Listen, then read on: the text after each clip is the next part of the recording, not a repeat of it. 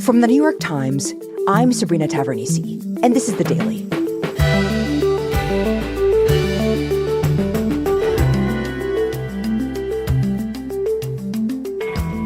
The relationship between two Democratic allies fell to its lowest point in history this week after Canada accused India of being involved in the assassination of a Canadian citizen on Canadian soil. Today, my colleague, South Asia Bureau Chief Mujib Mashal, on this stunning allegation and on what India's reaction tells us about the era of its leader, Narendra Modi. It's Thursday, September 21st.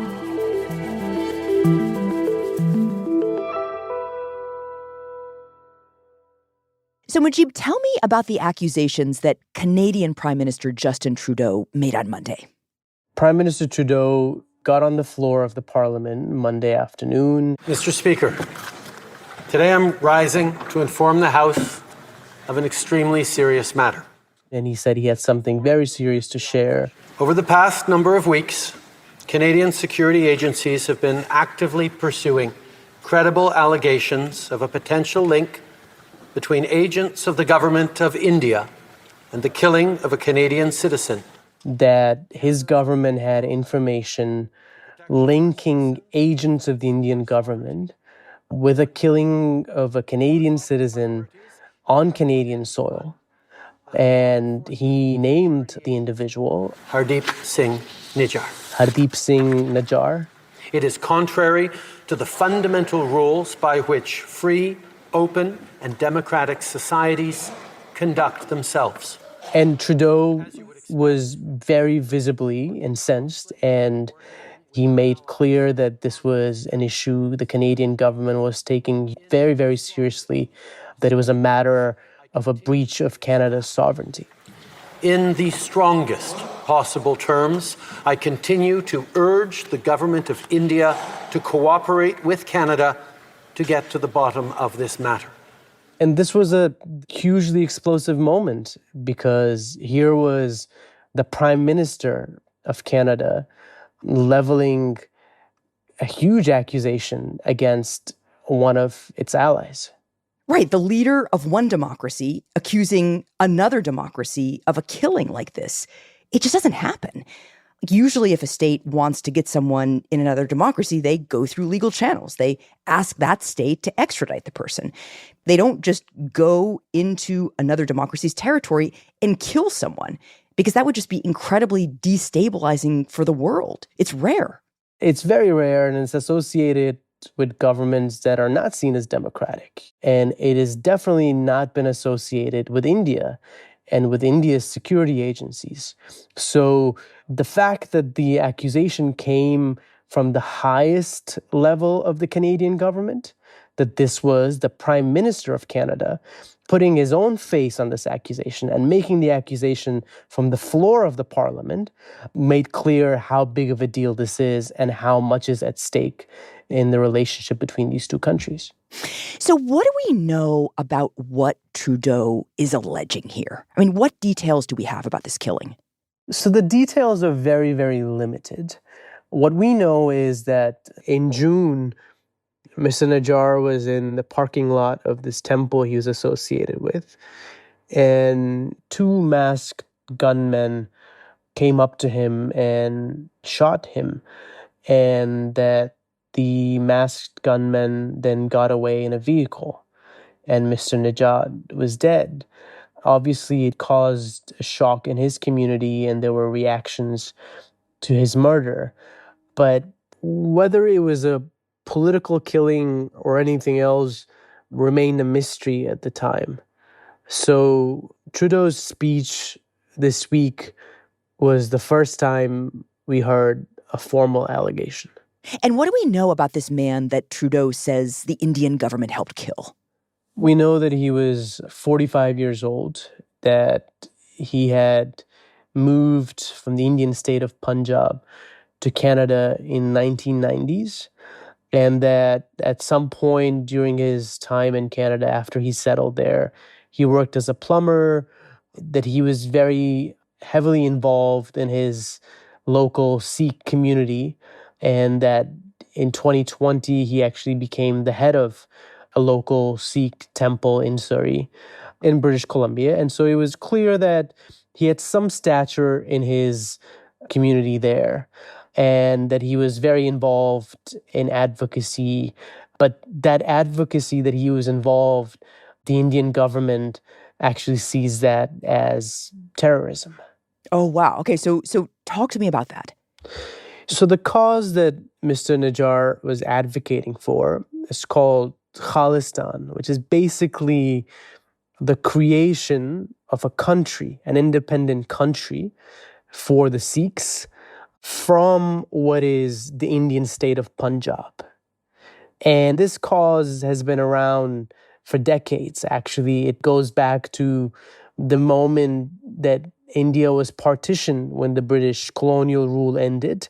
India was divided into a nation for the Muslims, which became Pakistan, and the Sikhs in Punjab, they stood up, and sections of the Sikhs stood up and said, we want, similarly, another country along religious lines for ourselves called Khalistan. And the Sikhs are a religious minority in India, but in this one state in Punjab, they're a majority. So they wanted to turn Punjab into an independent nation called Khalistan. And that wasn't something that they got at the time, but this cause remained as an insurgency, and it climaxed in a very violent period in the 1980s in Punjab. And what happened in the 1980s? So the advocates of Khalistan grew bolder in the 1980s. A group of armed Khalistani militants moved into the Golden Temple, which is the holiest site of Sikhism in Punjab. And they barricaded themselves in there. And Indira Gandhi, who was the prime minister, she was known as the Iron Lady of India.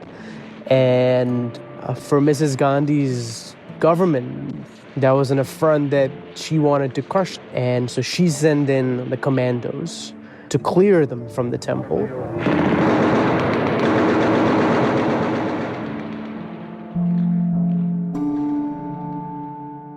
From a distance, an uneasy calm appeared to have settled over the Golden Temple, but close up, the effects of the 10-day siege between Sikh extremists and soldiers were apparent. But that resulted in hundreds of people dead inside the temple. 2 corpses had to be retrieved from the sacred lake, which must now be drained and refilled. And that really incensed a lot of the wider Sikh population. The feeling was that Mrs. Gandhi had used disproportionate violence in how she cracked down on that, and that her government had moved against the wider Sikh population rather than this small, extreme minority that wanted an independent country. And as she was on her way one morning, leaving her residence to her office, 2 Sikh bodyguards basically stepped in and shot her dead. As the country started 12 official days of mourning, violence mixed with grief.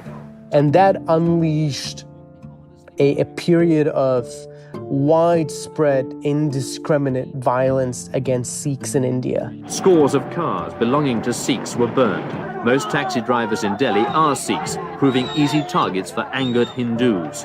And the ruling party at the time, the Congress Party, was complicit in this because they made it clear that this was revenge for the assassination of Mrs. Gandhi.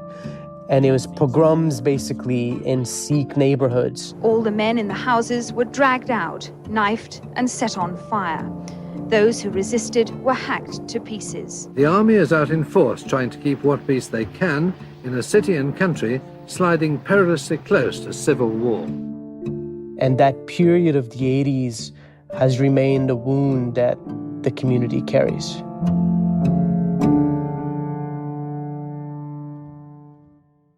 So there's this explosive period of violence against ordinary Sikhs, people who had nothing to do with the political demands of the movement. What happens with the movement after that? Well, the movement is actually largely crushed in India and in Punjab in particular.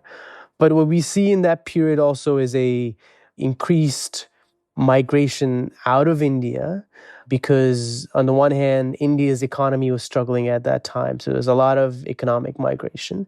But a lot of the Sikhs from Punjab leave with this wound that the Indian state was prejudiced against them. So a large number of Sikhs start settling in countries like Australia, the US, the UK, but particularly in Canada, because the Canadians had changed their immigration laws, had become much more open, I think, since the late 60s and 70s. So a large number of Sikhs settle in Canada to a point that Canada is the second place after India with the largest Sikh population in the world. Wow. So what happened was that although this cause of separatism was squashed in India, the sentiment remained alive in these diasporas among parts of the Sikh community that settled there. So Najjar is an example of this. He moved to Canada in the 1990s. He was a leader in the Sikh community and supported the creation of an independent state. So what was he actually doing to further that? So one of the main things that he was involved in was this idea of a referendum for Khalistan. So this is basically a vote on Canadian soil for the creation of a nation out of a piece of India. So it has no bearing on the ground in India. Right. But it was basically a tactic to try to keep as many Sikhs interested in this idea of an independent nation as possible, to get them to actually to a ballot box, to vote for this imagined nation, right? And so when the Canadians are seeing his activities, they see, a man running around with pamphlets and organizing and mobilizing voters. Most of it sort of feels under protected speech in Canada, right? Right. He's just doing vote activity. He's just doing vote activity, yes, for an idea that is separatism, but it's an idea, right? But what the Indians see is not just a nonviolent protest movement for this cause. They see a movement that is tied to a lot of violence. In fact, in the 1980s, it was members of this movement that blew up an Air India flight that had taken off from Canada and was flying to London midair and causing the deaths of more than 300 people. And people like Mr. Najjar in more recent years, the Indian government have accused him of having roles in violence and bombings and killings in India. The Indian officials say that we've expressed this to Canadians repeatedly, to a point that a couple years ago, the Indians declared him a terrorist and that they had wanted his extradition from the Canadian government. So it was two different narratives around the same man. So I guess it kind of makes sense why Trudeau would have suspected India of killing Najjar. But did Trudeau offer any proof that it actually was India? Like when he gave his announcement in Parliament, what evidence did he show? So that's where the problem is. He didn't offer any details. There's been no proof or evidence that's been offered publicly. And India has unequivocally denied this. They said, this is not what we do. But they're also saying that there are terrorists, that there are terrorist sympathizers on Canadian grounds, and the Canadian government is not taking any action. So this has all caused this diplomatic row now where the Canadians expelled a senior Indian diplomat. In reaction, the Indians expelled a senior Canadian diplomat. And trade ties between the two countries have been paused. There are travel advisories flying left and right. And the relationship between these two countries is the lowest it's ever been.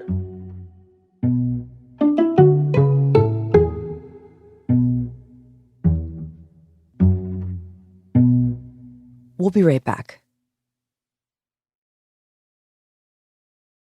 So, Mujib, you described India's response to Trudeau's allegation, which was essentially they're denying it. They're saying, absolutely, this was not us. But at the same time, they're saying Canada is sheltering terrorists. So what does that dual response reveal about India in this moment? In many ways, it's a reflection of domestic politics in this country. Prime Minister Modi has projected this image of a strongman protector of the country. And to do that, you usually need a threat that you're protecting the country against. And that's been very beneficial to him. In 2019, when he was struggling politically, what helped him gain a sweeping victory was this bombing that happened in Kashmir, and it was tied to Pakistan, and he created a whole nationalist movement against that, and he won sweepingly. So his solid position at the top has as much dependent on protecting against threats, and Khalistan, this idea of Khalistan, fits nicely in that as well. We've seen in the past 2-3 years, it's actually come very handy that in the biggest political challenge Mr. Modi faced in his 10 years in power was this farmers' protest. A majority of those farmers were Sikhs from Punjab. They were just average citizens of India protesting against a farm bill that they didn't agree with. But what Mr. Modi's officials did was often they labeled those farmers as Khalistanis, essentially as separatist terrorists. So it left the sense that sometimes the government wants to stoke the extent of this threat because it feeds into the political need of a threat to protect against. And now, as this episode plays up, there's an election coming up in a few months where Mr. Modi is seeking a third term. And it increasingly appears that in the election season, this will be a conversation as well.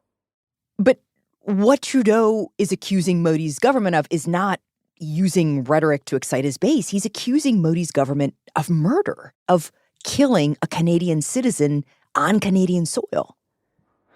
Absolutely. But the accusation of this violence doesn't actually put off Modi's supporters in how it plays out in the domestic politics here.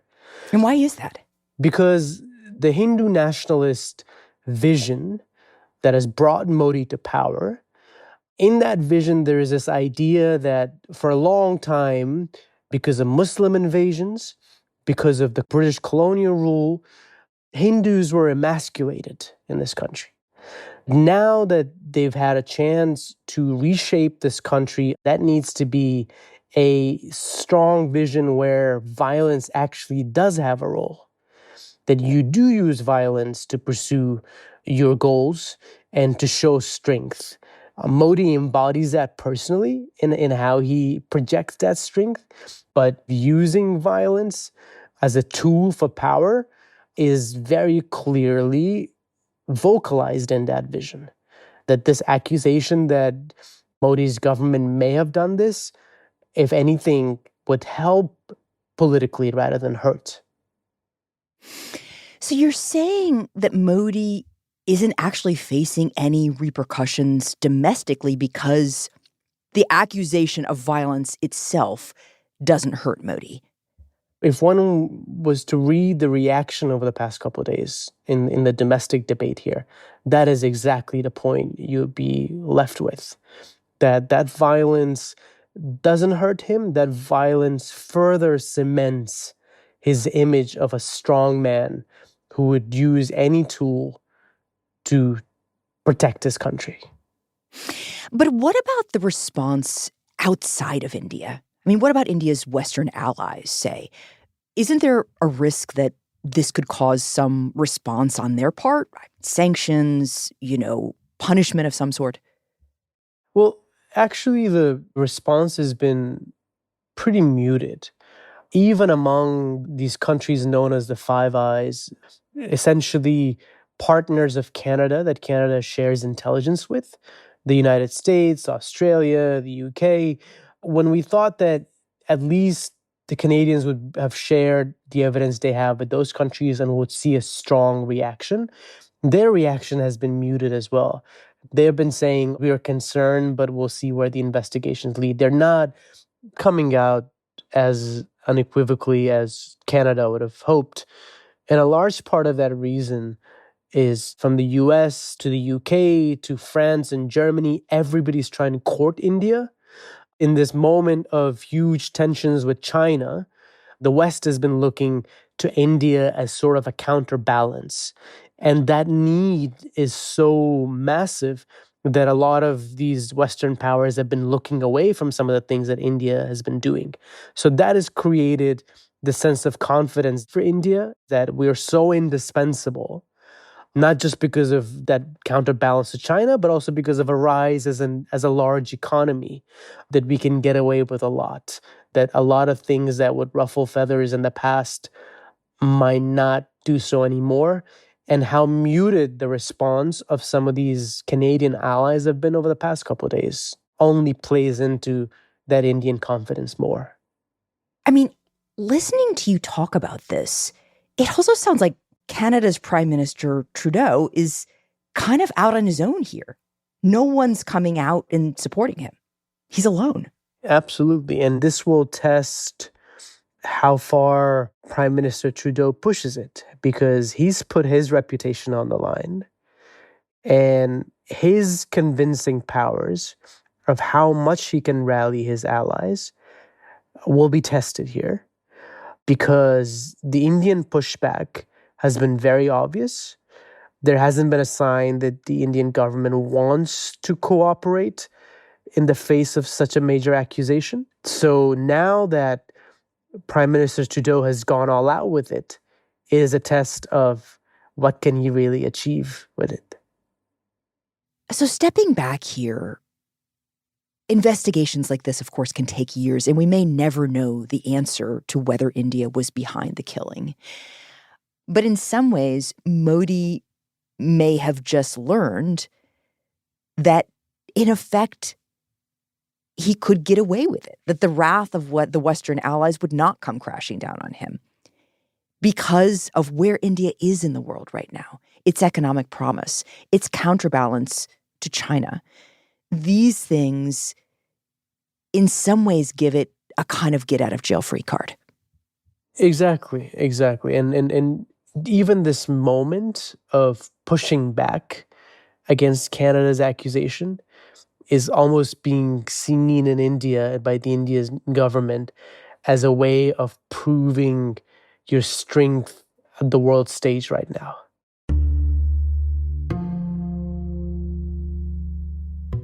That we are positioned so strongly with ties to the powers that we can get away with anything. This may be overcoming an accusation, or it may be actually a hand in committing a murder. We don't know which one it is, but even overcoming this Canadian accusation is being used as a point of showing strength.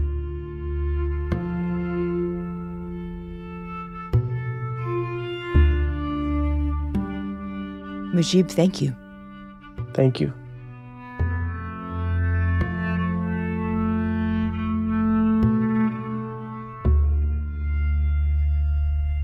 We'll be right back.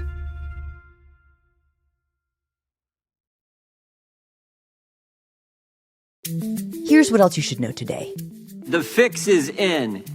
There's one investigation protecting President Biden. There's another one attacking President Trump.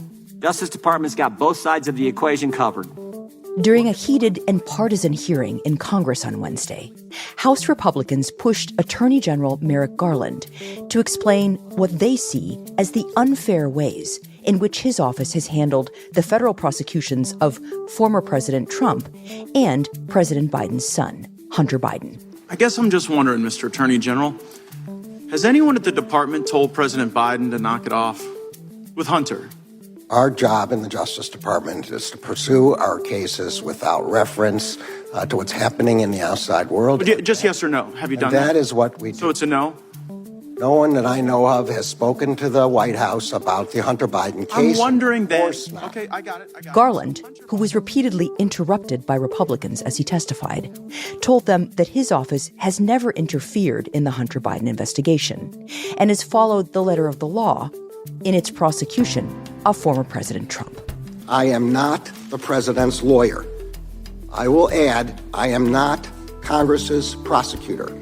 The Justice Department works for the American people. Our job is to follow the facts and the law, and that is what we do.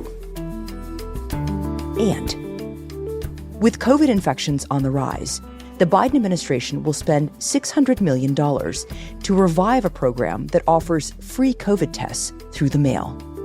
Starting on Monday of next week, every American household can begin requesting up to 4 tests at covidtests.gov.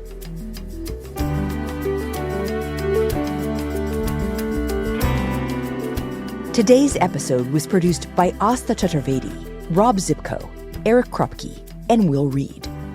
It was edited by Lisa Chow and MJ Davis Lin.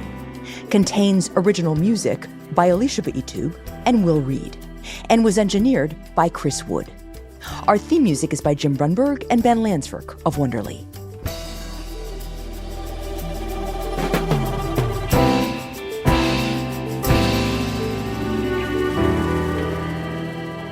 That's it for The Daily. I'm Sabrina Tavernisi. See you tomorrow.